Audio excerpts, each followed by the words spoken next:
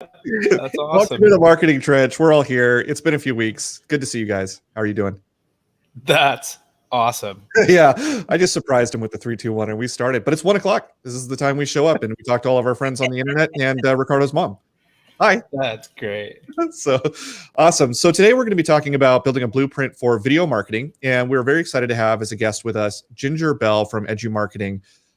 Ginger, would you be willing to tell us a little bit about yourself and some recent successes you've had with people like Kyle Seagraves, helping them to build a from zero active video marketing strategy?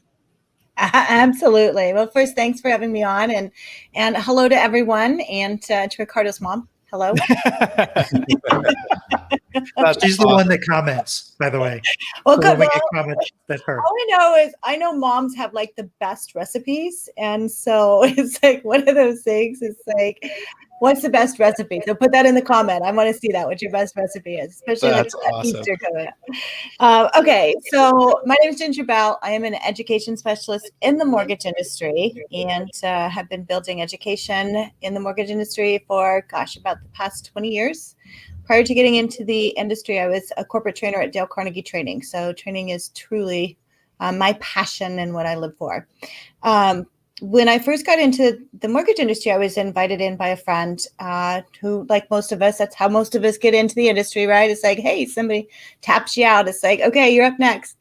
But they needed some training developed. And so started going through the guides. And that's back when the guides were in the great big, huge 3-ring binder notebooks.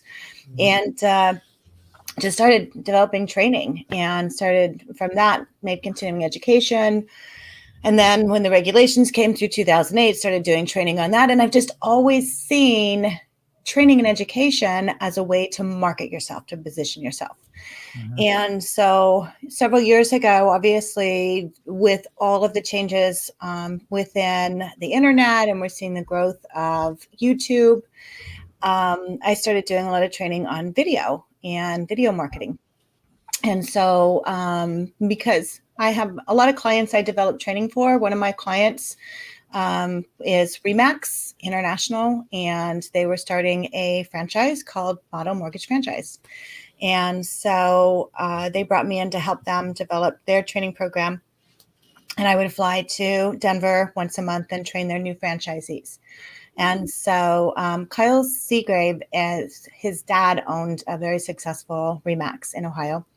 His dad bought a Model Mortgage franchise. And so Kyle was at a training that I did. And part of that training, I talk about the importance of doing video.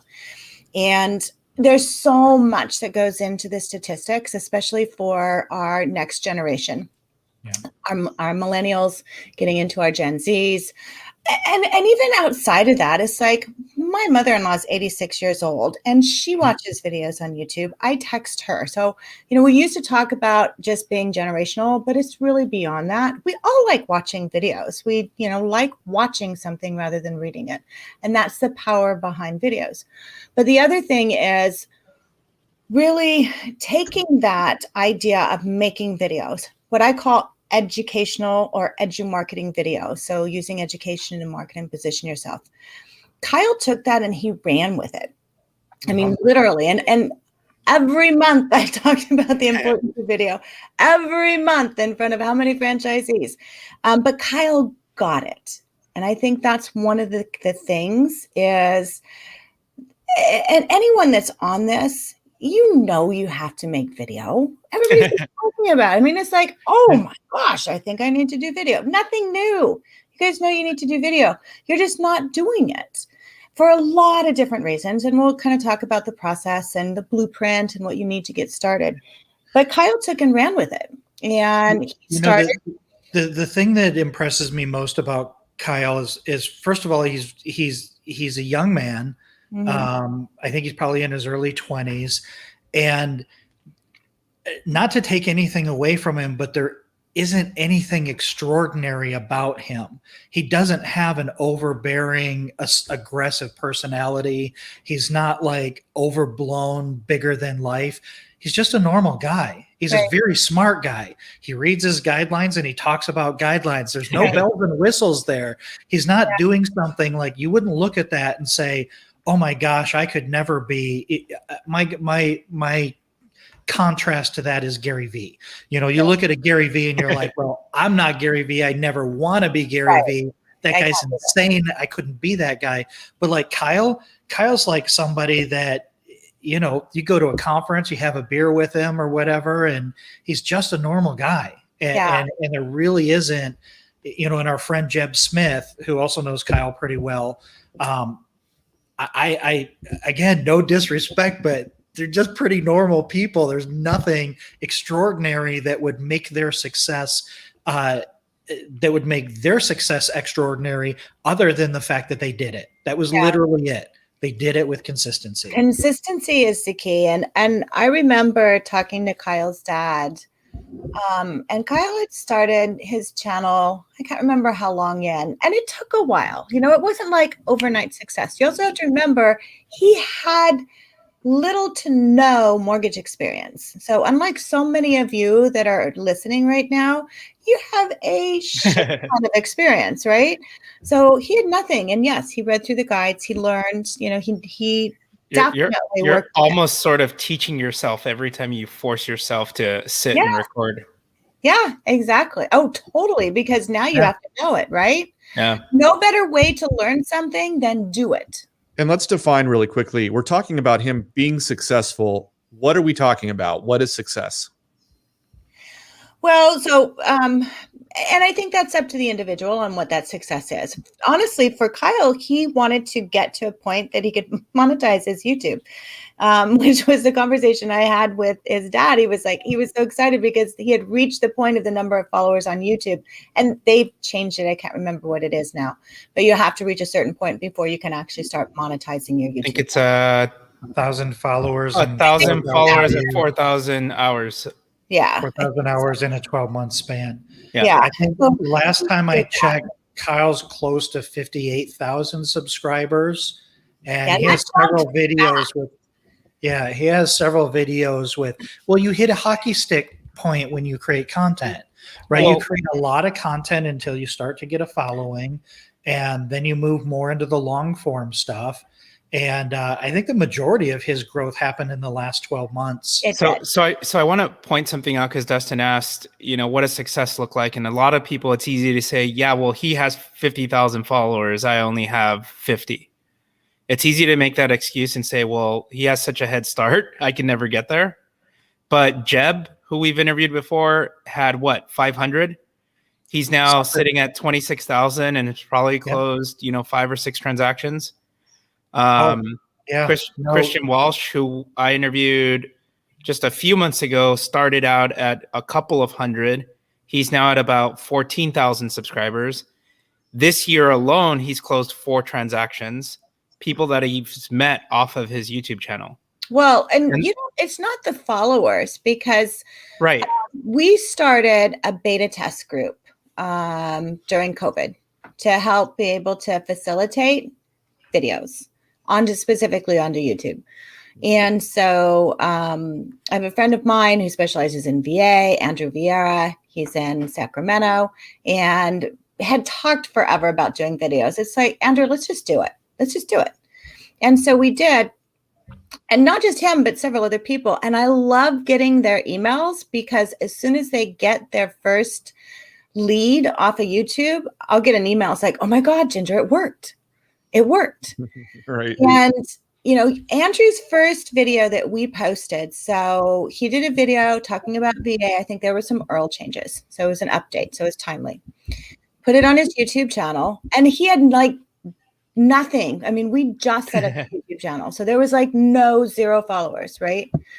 But what we did is leverage it. So we took that link, sent it out, emailed it out to his database. So we used a CRM. And I think that's it. People always think everything comes from YouTube. YouTube's only one method. So you need to think about all the different ways you're going to put that. So it's on YouTube. We posted it onto his website. On his website, we took that video, we transcribed it. So now he has the video and he has the blog post underneath. Scott does that very well. Preaching to the choir. Yep. Sent the video out to his CRM, And then he called some people too, his realtors, like, hey, there's some recent updates. VA Earl, I'm going to send it to you.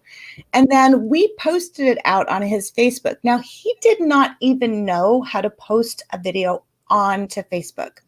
So I posted it on my Facebook page and tagged him. From that, we had, and I have to look who exactly it was. So it was the California Enlisted Association of the National Guard within seconds shared that post. Wow. And 2 other people had shared that post. And that's the thing we're saying. So we're not just talking about, be a YouTube sensation. We're talking about leveraging. The most important thing is you getting in front of the video, getting to where people see you. And especially now, I mean, with COVID, my gosh, we've lost that human interaction. Yeah. So you have to be getting yourself in front of people. And then they recognize you, and then people will share it. People won't share a post. If he would have typed that same information onto a post, the whole long, boring, first of all, nobody would have paid attention to it. Yep. Second of all, nobody would have shared it. But because it was a video, it's not even a great video. I mean, he didn't have a fancy camera. He shot it from his desk. We edited it for him and put it, a thumbnail on it. Did some, B-roll on it. Nothing fancy, but it was relative. It was timely, and it was him. And so that's the whole key. So it's not just enough about getting it onto YouTube. It's a matter of how you're taking that whole picture and leveraging it and being able to utilize it. One way I like to describe video is as professionals, especially as experienced professionals, there is no higher conversion point than when you and I are face to face with a consumer. Right. When you create video, you are cloning yourself tens, hundreds, thousands of times. Every time you do a video, it's a clone of yourself that exists on the internet forever. So your clones are out there having conversations and engaging with consumers the exact same way that you would if you were face to face. Well, Right. more or less. It's a one-sided conversation until it's not. But then they've already made the decision that they trust you and they want to do business with you. When people come to you through a video, the buying decision has already been made. It's just what's next, right? It's not like, hey, what's your rates? What's your fees? It's like, no, I listened to what you had to say. You sound smart. Help me. Yeah. And that's what Andrew's seen, and he doesn't have a lot of followers on his YouTube yet. He's got probably 10 videos up there, but it's all very relative information that people want. And he's gotten so many leads off of it. I mean, you talk 4 or 5 leads. It's like, honestly, I have people that have not been putting YouTube up very long that are getting a ton of leads, not just because of YouTube, but because of how they're leveraging it. And so their realtors are sharing it. I think off of that first video that we did, within 2 days, Andrew had 8 new loans. Well, I know. So Josh runs our mortgage company, Bywise Mortgage, and he jumps on every Wednesday with Jeb, and they'll do a 2-hour live Q&A, ask a lender kind of situation. With Jeb's 26,000 subscribers, they'll have 200-300 people on there live the entire time. He sent me a screenshot yesterday. Somebody paid $4.99 to make a comment to say, I've been working with Josh and it's the best experience I've ever had. Like people will pay comments to make them come up. Josh said that he's closed. Well, since Jeb started this, maybe the last 6 months of the year, we closed over $10 million in loans from people that contacted him by jumping on and having conversations, boring ass conversations about mortgages and about real estate on YouTube, just winging it. Yeah, it's insane. Well, because nobody's doing that. And if somebody has a question, it's like they want an answer, and we take it for granted. It's like, Dustin, you're talking about escrow. People don't go, oh my gosh, I really want to know about it until they need to know about it. Yeah. Right. And then they're like, I need to know about this. Right. Where am I going to If find only it? there was an escrow company out there that would produce content Oh, Scott, that I don't reminds me. I found this under my desk. It's right there. No, I but was wondering where that went. yeah, it's here for you whenever you need it. Well, look, you're totally right, and these guys know I've been saying forever that I need to, start making these videos, and this actually takes us to the point of the blueprint because so my tendency when I do marketing is to way overthink it. Like I map everything out in Google Documents. I've got strategies, and then I get strategies in case my strategies don't work. Secret engineer. You and everyone listening. Right. And we all do this. We overwork it. And so, Ginger, help me help myself to not overwork it. How do I go from zero to actually making videos? What are some of the first steps? So, and overthinking it it's a way of procrastinating so you don't have to get started. So, What? No. never. News alert. First thing I would recommend, and we talked about, a blueprint. I think it is a good idea to have an idea as far as what your videos are going to be about. You don't have to have the complete outline. It's kind of like, Scott, we talked about this. It's like if you're going to build a house, you're going to have an idea of what that house is going to look like, right? It's going to be an overall blueprint. Well, Scott might not, but I understand. But yours would be very detailed, but you don't need that. You're not building the entire house. You just need to have an idea. Somebody else is going to build it, right? So if you're going to have a blueprint, you're going to need to know who's your audience. So start off with, who's your audience? For us in the mortgage and real estate industry, we have people that are buying homes. For us in the mortgage industry, where people are refinancing their homes. For real estate agents, you have someone who's buying, someone who's selling, right? And Dustin, you fit into all of those. So you need to pick your audience, number one. Okay. Then from that audience, each of your audience has what we call a segmented audience. So if I'm talking about someone that's buying a home, it could be a first-time home buyer. It could be someone buying a condo. It could be someone buying a second home. It could be someone buying, moving up, moving down, remodeling. I mean, there's a lot of different, so pick a segment. So those two things. And the reason I suggest starting there is because when you're making a video, you want to have a very good idea of who your audience is. Because if your video is too broad, don't talk to everyone. Yeah, don't talk to everyone. And I can tell you that's what Kyle has done very well. He takes his topics, he focuses on those topics, and he speaks to that one audience. It can be different all the time. If you're talking about mortgage insurance, your conversation for mortgage insurance is going to be different to a veteran, right? Yeah. It's going to be different to someone who's doing FHA, down payment. It's going to be different to someone that's doing conventional, different. So you need to think about that. It's okay to segment. One of the things that I recommend with content is think about one person that you're talking to. Mm-hmm. So for me, it's think of a past client that had a question that you've run across that question more than one time. Ricardo, I gave you credit for there aren't 10,000 questions about mortgage and real estate. There's 10 questions, ask 10,000 ways. But when you're talking, when you're doing this, talk to one person when you're doing video, pretend like you're sitting across the table from them, because only one person at a time is watching the video, and that really comes across. So I couldn't agree with you more, Ginger. You want to identify, you want to really drill down and identify. You're not going to create a video about FHA 101, right? You will nobody will watch it, and you might get kicked off of YouTube. Yeah. So just because you're too dumb. So, but you just don't want to do that. It's not a message that's going to resonate with anybody. Right. People are asking specific questions. So I think that was super valuable. Yeah. What I did, because I get this question a lot, what should I do a video about? So I created last year a mortgage video planner, and it is nothing more than a workbook that has a video prompt. So, this week we're going to talk about what is mortgage insurance, or 3 myths about your credit score.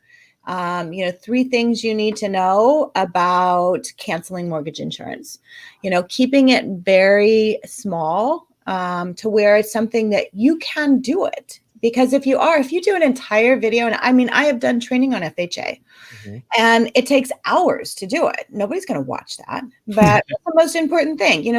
What are the three most important things you need to know about FHA? Number one, you need to know what's the qualifying credit score. Number two, you need to know you can refinance and you can purchase. What are the things you need to know? 3.5% down. Can it be a gift? Yes, it can. I mean, those are the things you need to focus on. What are the three? And I love doing threes because people will watch something in threes. Now, back up a little bit, because this is one of the things that I really appreciated about your workbook is there's a specific format that you recommend for when you're laying out your thing. And we don't have a copy of it. But later we can tell people how to get your workbook. But it's very simple on a single page. It's a 1-page worksheet for laying out how you plan your content. Can you kind of walk through that top to bottom? Yeah, so it's simple. You begin with your title. So title whatever you're going to do, and that's going to be your title, and then start with your hook. So because the same thing as if you meet somebody, you have 10 seconds to make a great impression. It's shorter on video. And so you want to be able to, you have to capture somebody right away. So what is your opening? Hook them in 2 seconds. You got to hook them in 2 seconds. So what's your opening? With titles, do you have any best practices for titles? Because YouTube is very clickbaity, right? It's got to be, it seems like what the titles that work best are kind of these clickbaity, kind of very few words, like, is the housing market going to crash in 2021? And then you click on it and it's a good, intelligent conversation. Well, it may or it may not, and here's why. But do you ever have those kinds of conversations? What's the best way to come up with titles? I am not a YouTube specialist, so I can't tell you, what they look at as far as aggregating and how to go through. There are people that are way above my pay grade that you can talk to about that.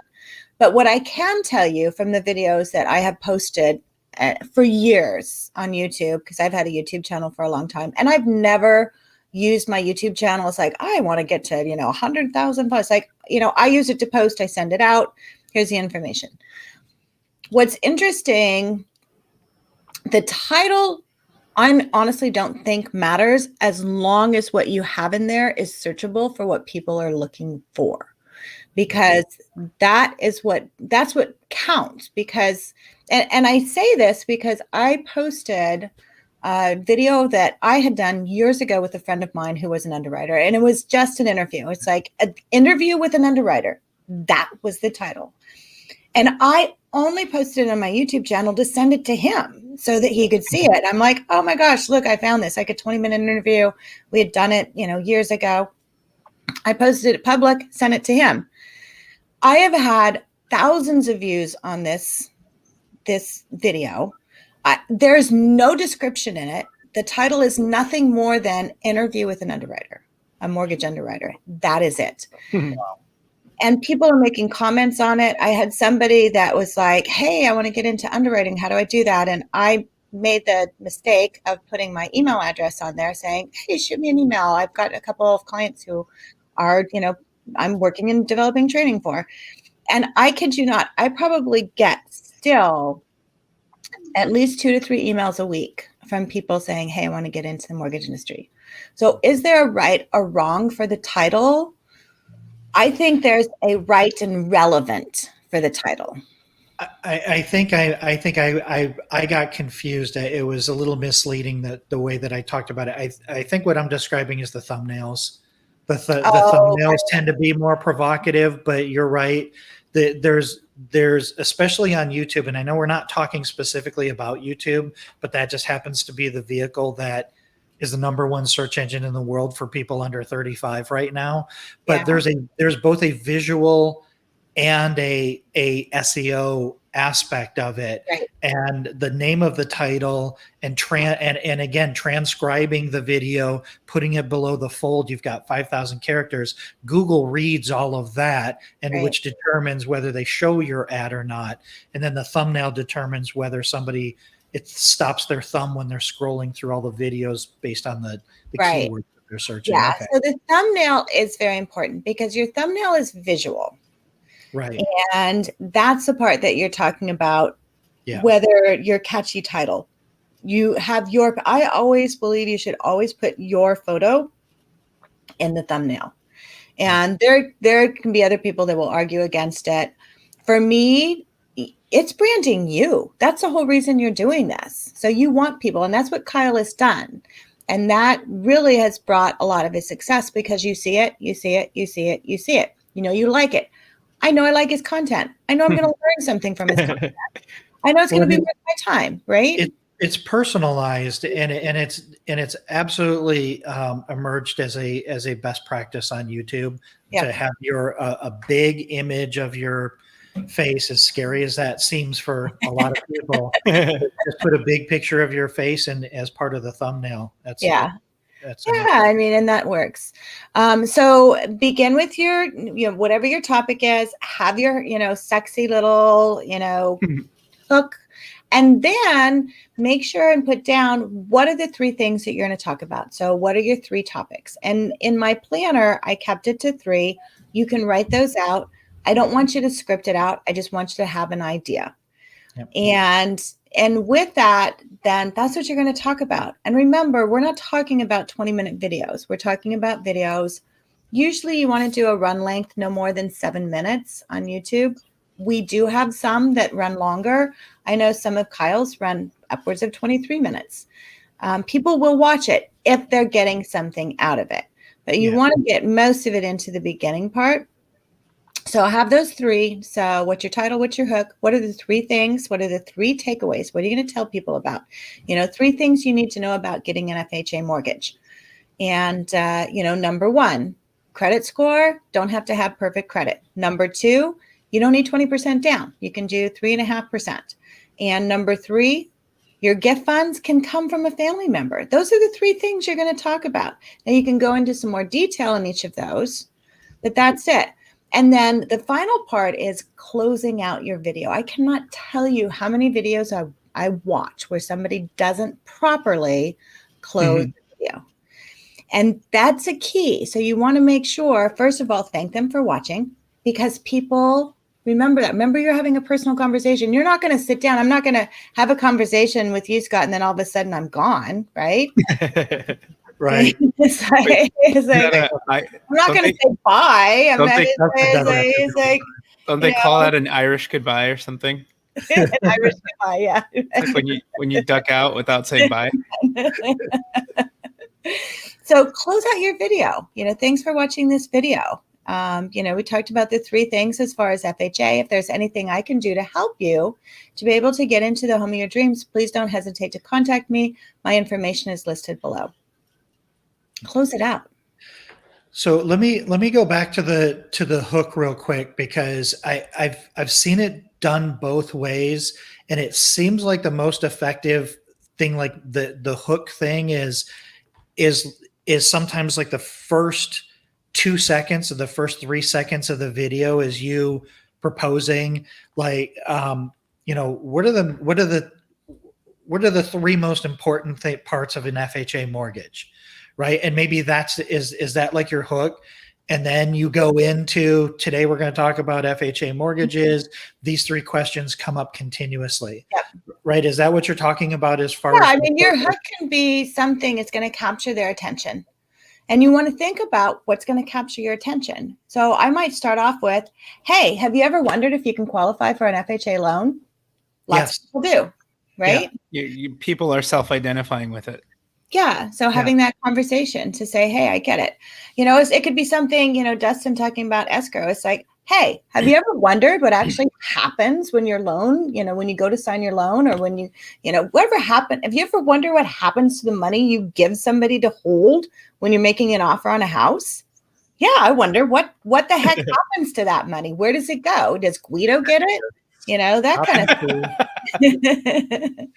People wonder about that. It's like, we have, my son has a friend who bought his first fix and flip, and he sold it. It was good. And then now the appraisal comes in and he has a contingent offer. And the contingent offer is if the appraisal doesn't come into value, then the offer is not valid. And so he was over at my house the other night asking me about, because what did I do? What am I going to do? What happens if this? And so I was just going through. It's like, okay, here's the thing. Here's what this means. You have a contingent offer. It's contingent on the appraisal. So here are your options. 3 things you need to know if you have a contingent offer based on the appraisal. Number 1, you need to know you can lower the value, right? I mean, it's like if it comes in lower, you can lower the value. Or they can bring in the money. You can make up the difference. But these are questions that he had. That's a video right there. I would almost phrase that as what can you do when the appraisal comes in low? Exactly. Right, because that's kind of what people are going to tie into, and that never happens in this environment. Nobody's bidding above asking price in today's market. Oh my oh my gosh, we just did a video for our clients that was on how to beat a cash offer, and I had so many of them say, because they had sent it out to their real estate agent saying, "Thank you for this. We needed this so much right now. It's crazy out there." So make sure that whatever you're doing, there's the videos that are very, evergreen, that will be long-standing, some of your programs, FHA, down payment, mortgage insurance. But then there's also things that are very timely. It's like I had posted in our mastermind video group that there was an act that was recently passed that allows all care providers and spouses of veterans to be qualified to get a COVID vaccine. So short-lived, right? Not going to be long, but one heck of a good video. And that's something that will be shared because it's something that's very personable to people.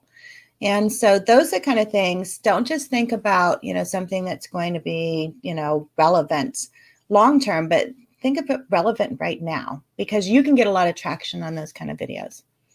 Yeah, no, you absolutely can.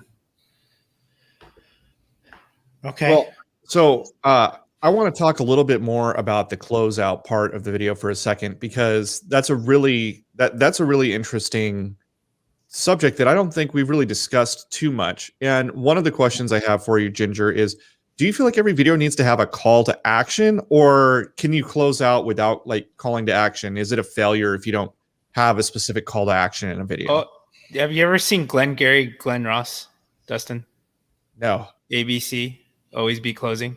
Oh. Come on, dude. Come on. Well, that's what I want to. That's what I want to know, right? But the call to action. Listen, YouTube is a social media platform, and engagement is always encouraged. So know when you're publishing anything on YouTube or you're creating anything, you should always have a call to action. It shouldn't be a sales pitch. People don't want to be sold to, but people want to know that it's okay to reach out to you to get more information about the topics that you're an expert in. If you or someone is in this situation, I'd love to help them out. I love the thank you for taking the time to watch this. I hope it was I hope it was helpful. If you have any questions, or if you'd like me to introduce you to somebody in your area that that can help you, reach out to me. Feel free to reach out to me. I mean, even we kind of say it. It doesn't. You're right. It doesn't have to be a sales pitch. But hey, if you get value out of this video, this live stream, do us a favor. Hit that subscribe button. Hit that like and subscribe button. Whatever. What do the cool kids say? Smash that subscribe button. I think you have to be below a certain age group in order to. I heard the cool kids say that. I would Dustin, I could see him doing that one. That's awesome. Dustin, I think you're doing what feels comfortable with you. So I think so. Here's the thing. People don't like to be sold in any capacity, whether it's on a video, whether it's face-to-face, whether it's over the phone. Nobody ever wants to be sold.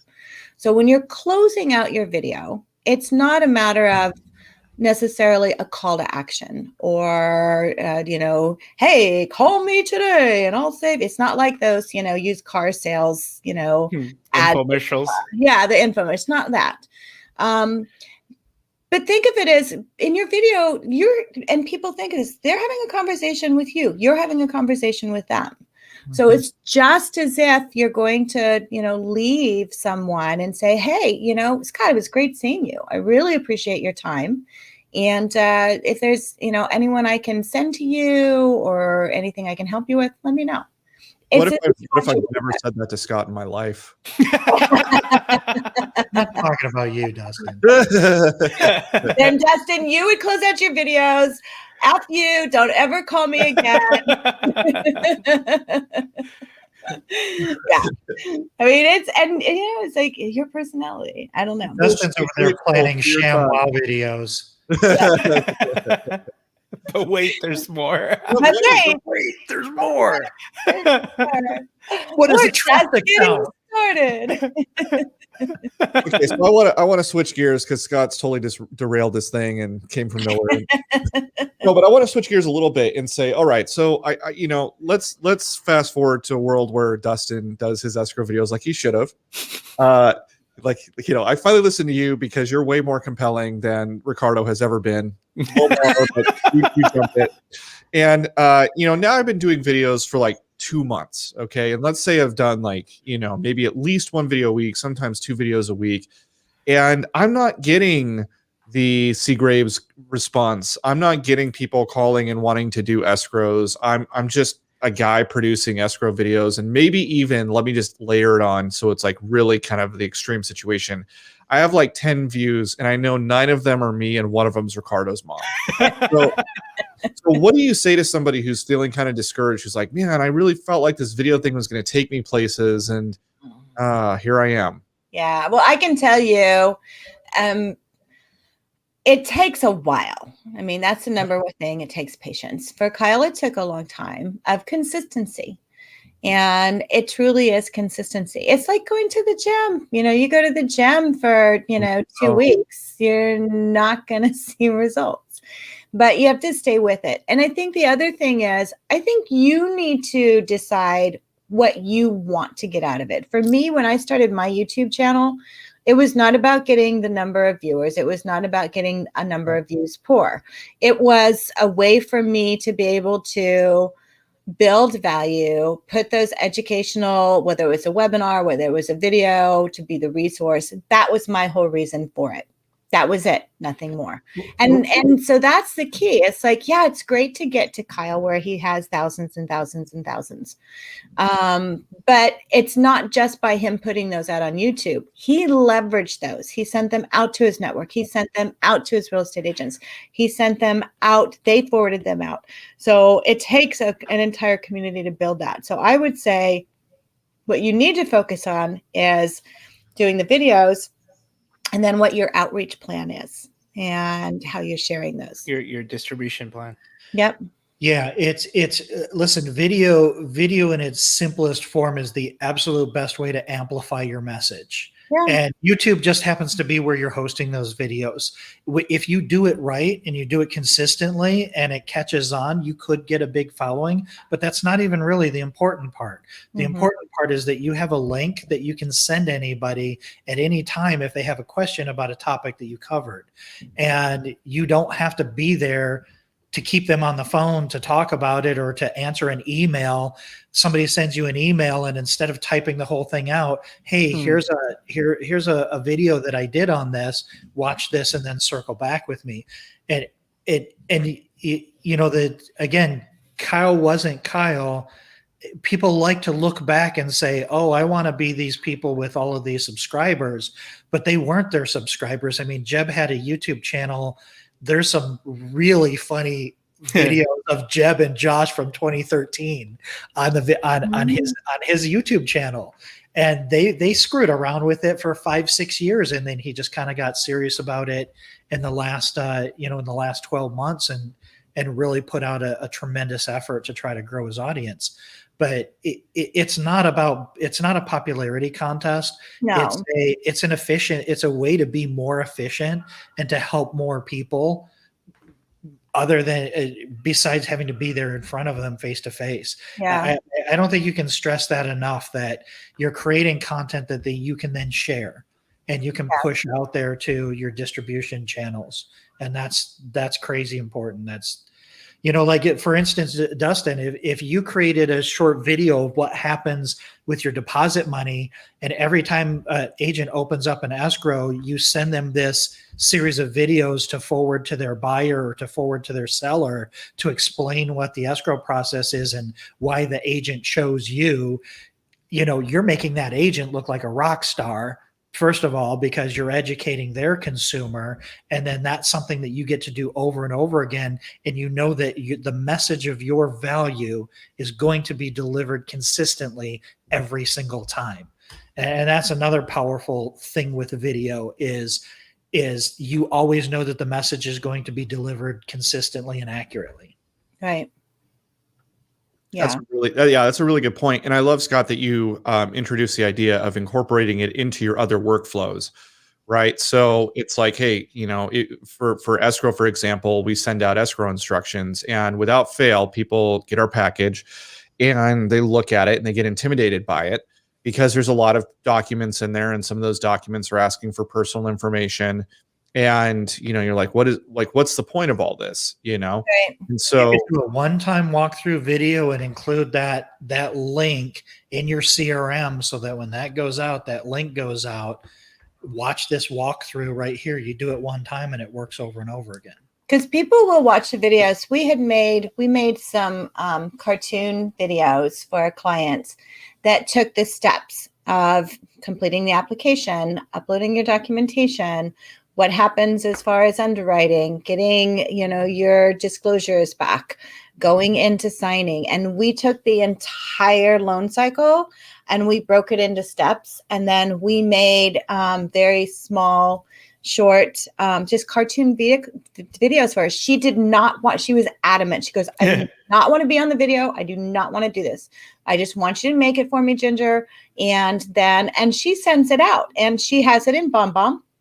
So she can just put their number in there. She can text it if she's out. It's all replicated. She uses Total Expert, so we threw them into there. And then she has them on YouTube. So we put them on different channels. So depending on wherever, somebody is going to be easiest, but it's duplicatable. And so she can do that. But yeah, honestly, everyone needs to do that. Everyone needs to have those on their website, a place to point people to where they can go and watch. If we all did more of that in our industry, people would be so much better educated. And people are not educated. I can tell you, and I'm just going to pull some numbers up because I think this is what people don't realize. So Ellie Mae does surveys every year, and every year they're pretty similar. But when they did this survey, and I think it was last year they did this, they asked, how much money do you think you need for a down payment? And they asked this, so this was a renter's questionnaire that went out, this survey that went out. So of those that they asked, over 20% of those surveyed that were renters thought that they needed, 48.6% thought they needed more than 20% down to buy a home. Almost half. And of that, and you look at that, it's like, so 48.6% of renters believe they need more than 20% down for a down payment. And this same group, they asked, what do you think you need for a credit score in order to buy a home? So 33.9% said that they thought they needed a 700 to 749 credit score. 31.3% thought you needed a 750 to a 799. So this is what renters think. Wow. So just a video talking about how much money you need for a down payment.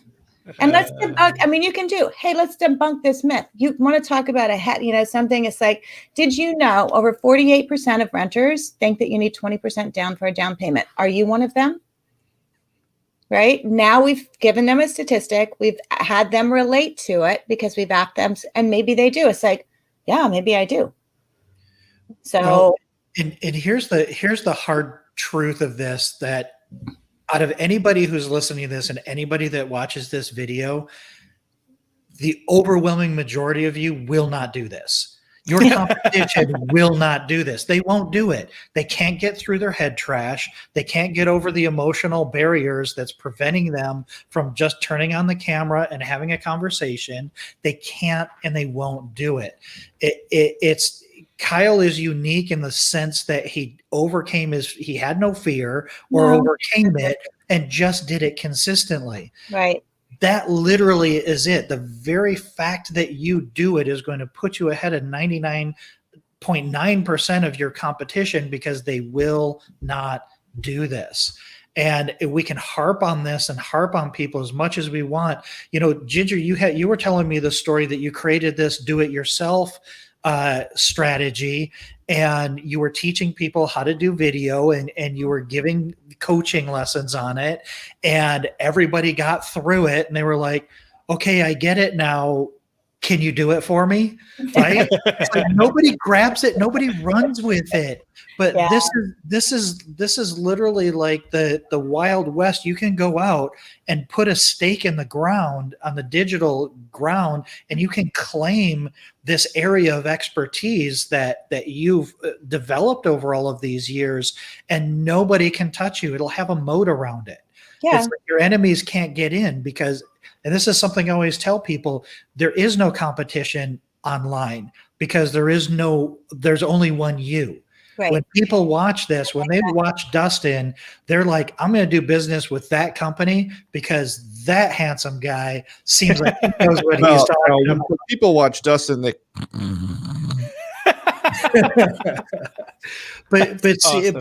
but seriously, it's so personal, as you've said a bunch of times.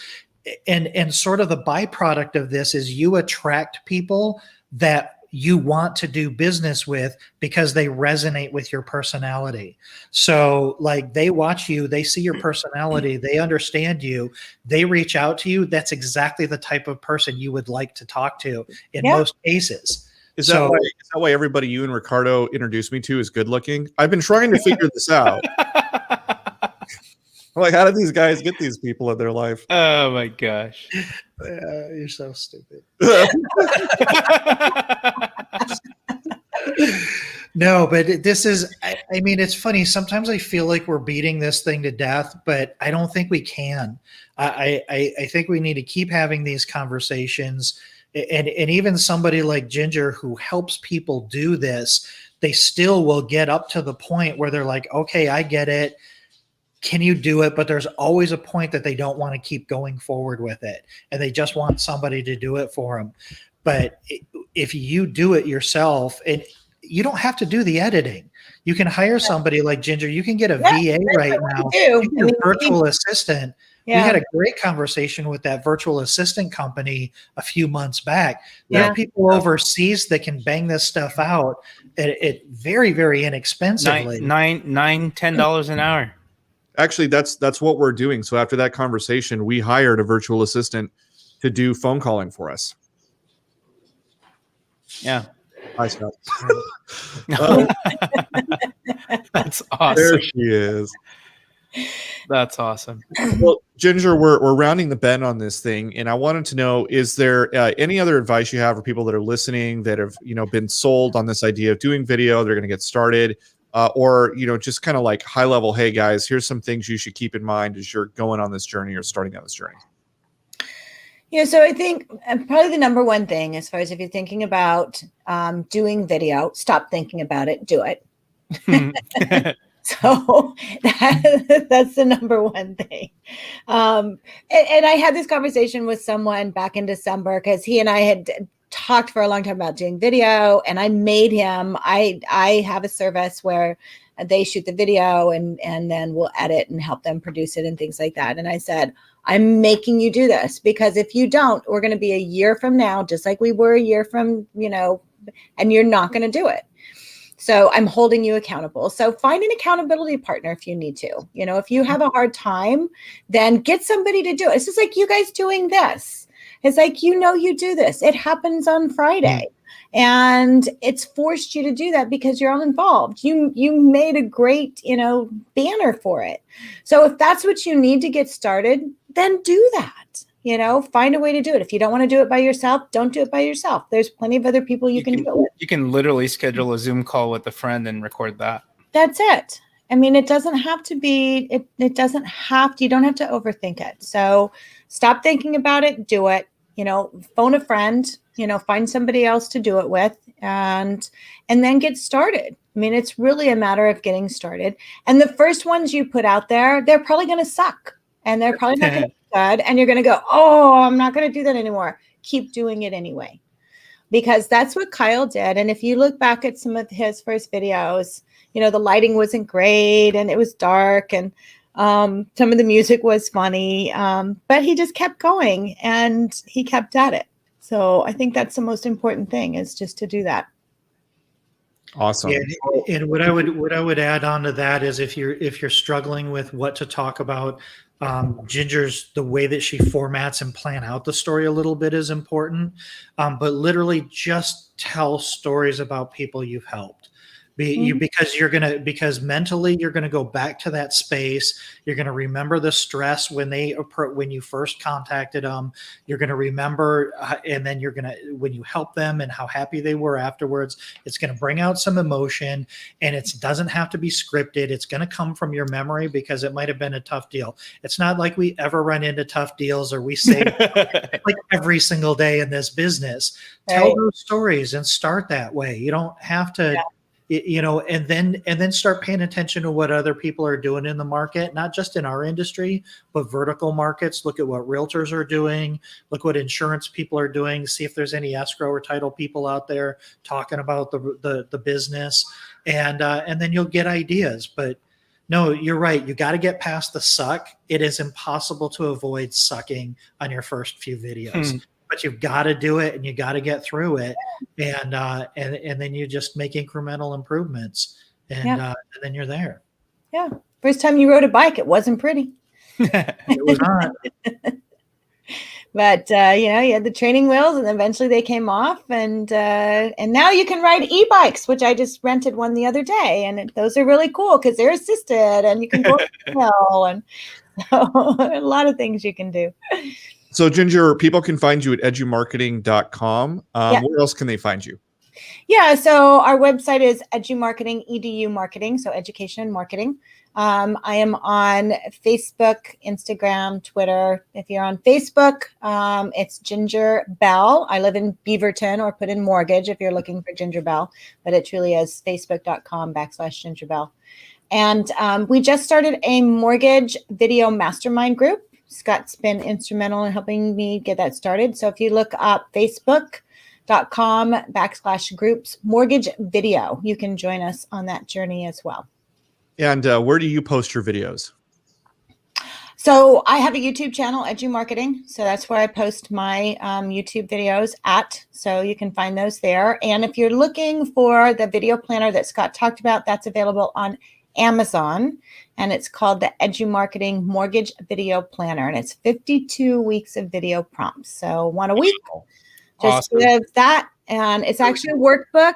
We talked about making it to where it was a fillable PDF, but the actual actionable process of writing something down physically creates it to memory and goes through a creative process. And so I did not purposely make it available because I want people to get the physical copy, and I want you to write it down. So go to Amazon and look for, one more time, what's the title? It's Edu Marketing Mortgage Video Planner.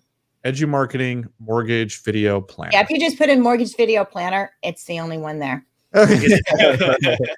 Wow, you cornered the market on Amazon. That's hard to do. It was one of those things. Somebody's like, gosh, can you give me an idea a week? I'm like, seriously? Like, that's what you want? You want one idea a week? They're like, yeah. I'm like, okay, yeah, we can do that.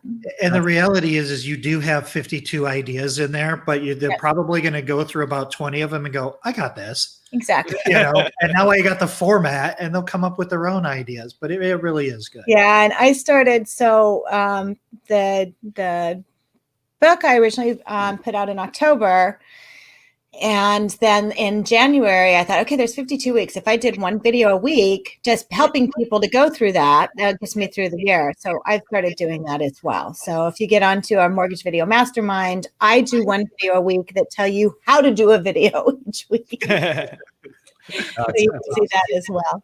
Yeah, that's awesome value. Well, we really appreciate you being on here and talking to us, especially being friendly to Ricardo, which is hard to do. How can you not be friendly to Ricardo? I don't know. Nicest guy awesome. ever. If you've been enjoying this podcast, we have others. We encourage you to go check out our YouTube page at the Marketing Trench. Please like this video and subscribe if you would like to. No. Smash that subscribe button. Smash The subscribe button. Smash it. Click the little bell. Do all the things you need to do so that you're aware. You can also follow us on Facebook. We do post our videos to Facebook. Also, Marketing Trench. You can find Scott at findmywayhome.com. You can find Ricardo at ricardobueno.com, where he does interesting things. Ricardo, what do you do over there? I record webinars, share articles, and a bunch of other crazy stuff. Yeah, help you're you talking guys. to real estate professionals, especially real estate agents, helping them to be better at what they do. Nice. Yeah. And then you can find my company, lighthouseescrow.com, is where you find all the information about us, including if you are thinking about buying or selling right now. One of the problems you might be trying to solve, or one of the things you're thinking about, is how much is it going to cost me to sell my home? And what kind of money am I going to walk away with as a down payment on my next home? Well, good news. We have a closing cost calculator for free on our website. All you have to do is go to the website, scroll down and find it. You don't have to download an app. You don't have to sign up for an account. None of the gimmicks that are available at other sites. This one's for free. It mostly applies to Southern California, so just an FYI, because that's where we specialize. But it's there for you. It can give you a sense of what you might be paying on your closing costs. So check that out, lighthouseescrow.com. That's it. It's been fun. Ginger, thank you so much. And until next time, Guys. this has been the Marketing Trench.